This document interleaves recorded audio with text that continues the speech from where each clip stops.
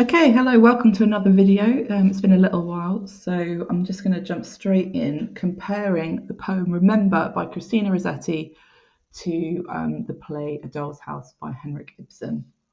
So starting off, this is one of the earliest poems we have from her, written in 1849 when she was about 19.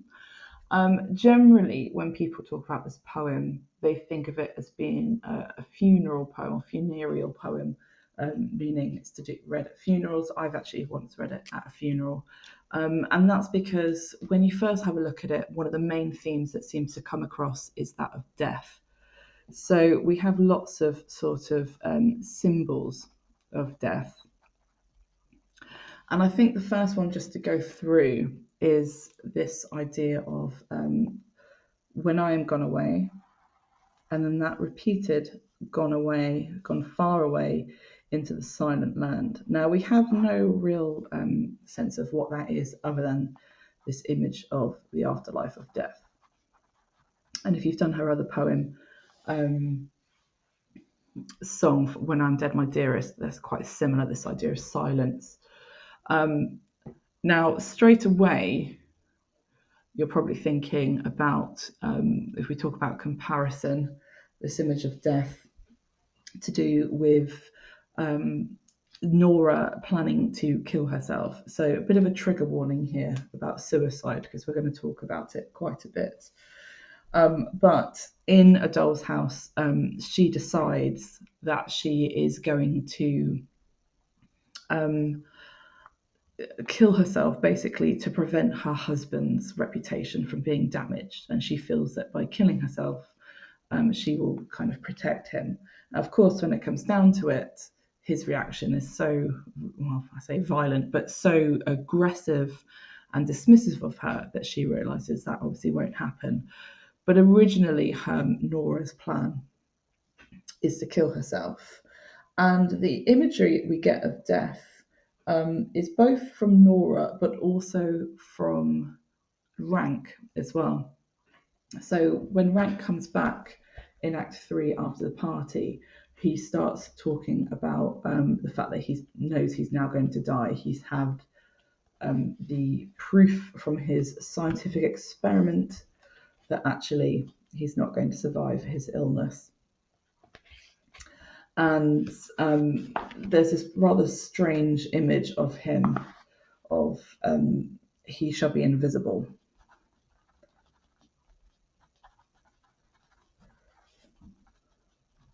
When they're kind of using this metaphor of the costume party and the next masquerade, that of course they know Rank knows and Nora knows he's going to die, but Torvald doesn't. You've also got again this another sort of reference in the same thing that Nora says later on in that scene, which is more kind of specific. She says, "It's best to go silently when the time comes."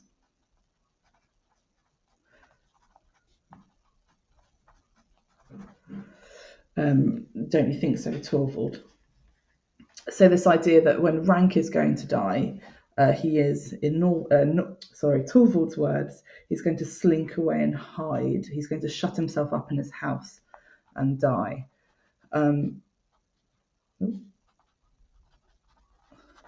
Managed to write. Oh my goodness. Let's try that one again. He's going to shut himself in his house and die.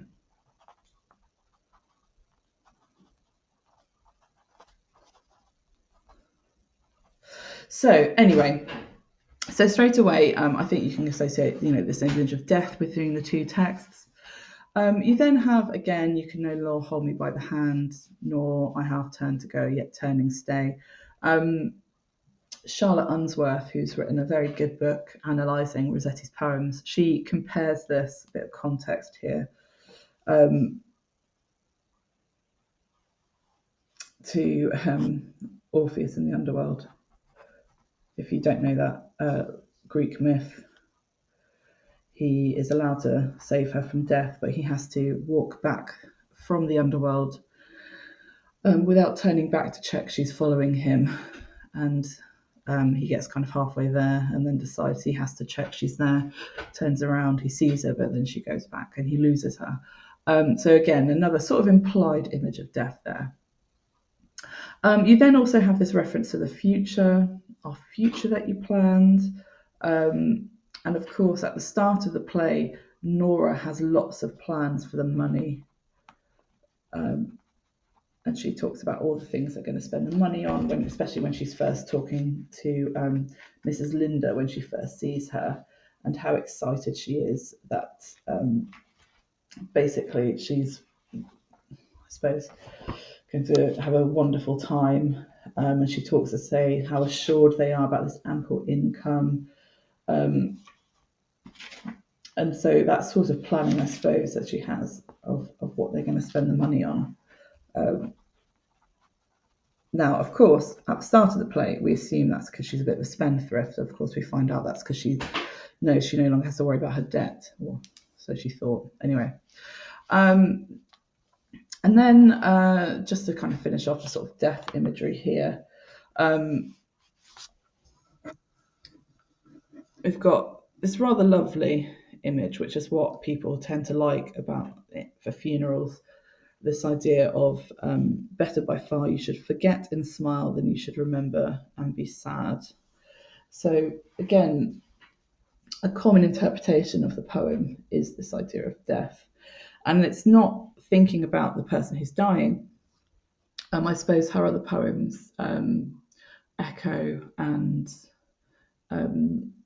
When I'm Dead, My Dearest, they cover the sort of point of view of the deceased person. This is thinking about the people who are left behind.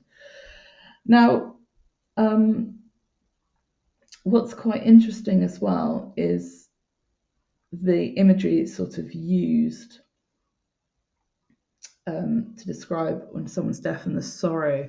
Now, what I think is quite interesting here is when we talk about people dying in the play, it tends to be people that I don't like very much. Mrs. Linda, she talks about her husband and how there's no feeling of loss when he's died. And actually, when Rank is worried that when he dies, he's going to be forgotten, and he also says he's going to, no passing sense of loss, not to be able to leave a token of gratitude behind. So again, this fact that these two characters describe not having that sense of loss. For Mrs. Linda, obviously, doesn't really care about her ex-husband, so she doesn't seem to mind. But Rank obviously is a bit sad that he won't feel lost. Another sort of literal, I suppose, image of death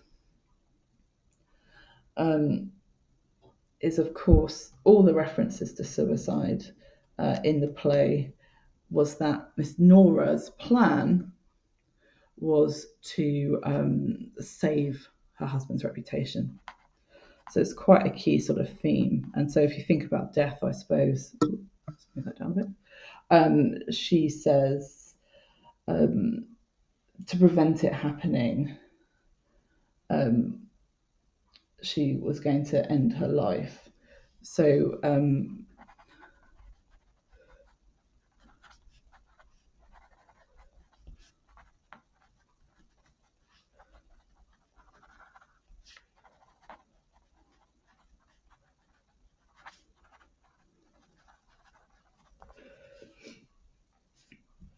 I suppose that's sort of literal interpretation of this poem. We talk about being death, about sadness, about grieving. You've also got, if you've probably noticed, a lot of imperatives in here. So do not grieve. And of course, that top one, remember me. So these sorts of imperatives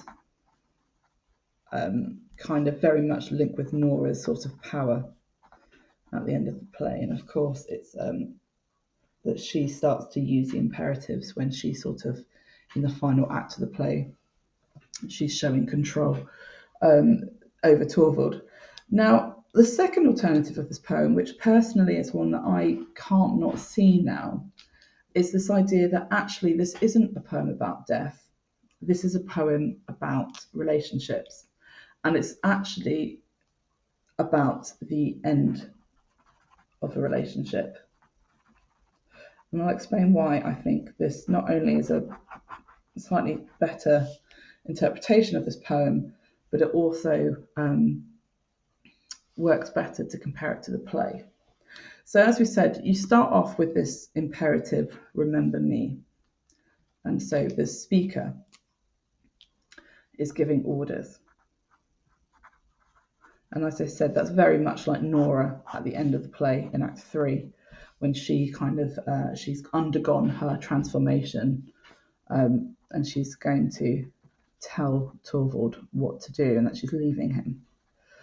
Now, again, this idea, gone far away into the silent land, this idea of her leaving, and of course Nora does, in fact, plan to go far away to go and find herself, I suppose.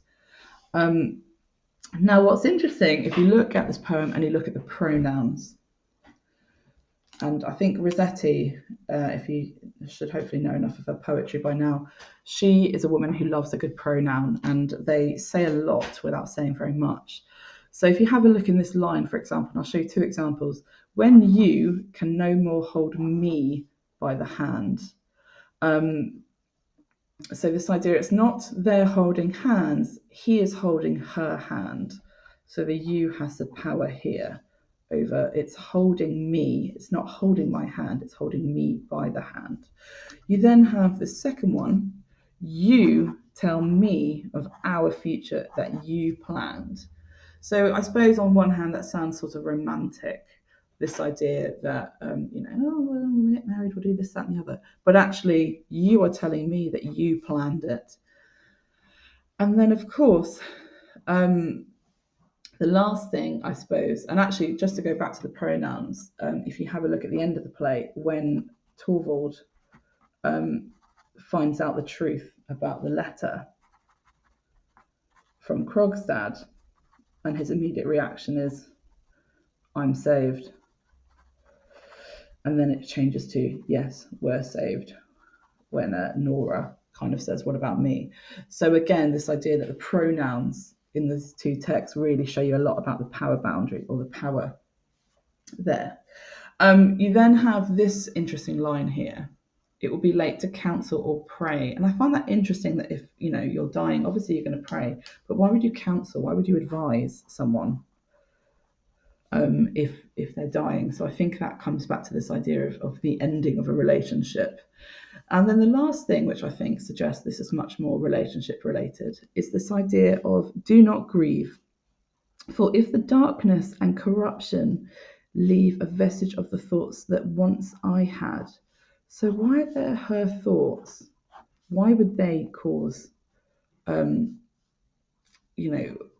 would that be something worth remembering? So the fact that she has thoughts apparently is related to this idea of corruption, which again with death, darkness you can understand as relating to death, but corruption, and obviously that relates really nicely to a lot of the imagery of scandal for Nora. And of course, the speaker's own thoughts and Nora's own thoughts, and Torvald, of course, starts being very patronising about her being able to kind of use complicated language throughout, especially towards the end of the play. And then, of course, the last thing is just this idea to go with, you tell me your future that you planned, hold me by the hand, I suppose, is the fact that when Torvald tries to forbid her, and she says, you can't forbid me anymore. It's no use you trying to forbid me anymore, I think is what she says. So actually, and then this works perfectly with the end of the play, when she's left him. And of course, she says, that's why I'm leaving you. That actually, she is the one empowered. She is telling him, it's much better that you forget about it. As is our speaker here. Thank you.